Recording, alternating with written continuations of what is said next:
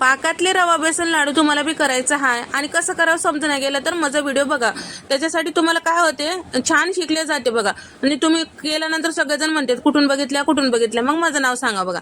मग तेव्हा काय करायचं, आता हे 350 ग्राम बेसन पीठ घ्यायचं आणि 150 ग्राम रवा घ्यायचं आणि 400 ग्राम इथे मी साखर घेतलेला आहे आणि 200 ग्राम तूप घेतलेला आहे बघा. प्रमाणपत्र घ्या बघा, नाहीतर वाटीने मोजून घ्या. आता काटा कुठून आणू असं तुम्हाला प्रश्न पडला तर मग काय करायचं, बेसन पीठ थोडं कोरडं भाजून घ्यायचं आणि गॅस मोठा करायचं नाही बघा. लई जणांना लई सवय राहते मोठा गॅस करायचं, फरफर हलवायचं, मग ते भाजणं भिजणं कच्चं बिच्चं राहते आणि लाडू बी छान होईना. थोडं तूप टाकायचं आणि छान परतून घ्यायचं. बेसनचा असा गुणधर्म आहे बघा, किती बी टाकलं तर मलाच टाका मलाच द्या म्हणून म्हणते बघा. एकदम भडकन होतो नका, थोडं टाका आणि गोटे गुटळ्या झालं तर गिलासाने छान असं त्याच्या गाठी गुटळ्या मोडून घ्या बघा.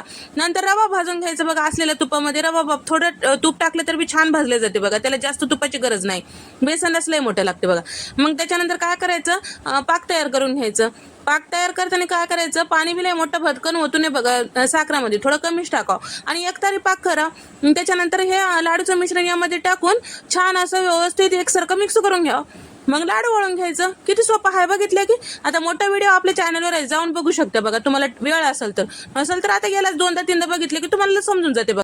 आता तुमच्या आवडीनुसार मिश्रण थंड झालं की मोठं छोटं मधवं लाडू बांधून घ्यायचं, वरून ड्रायफ्रूट लावून घ्यायचं बघा.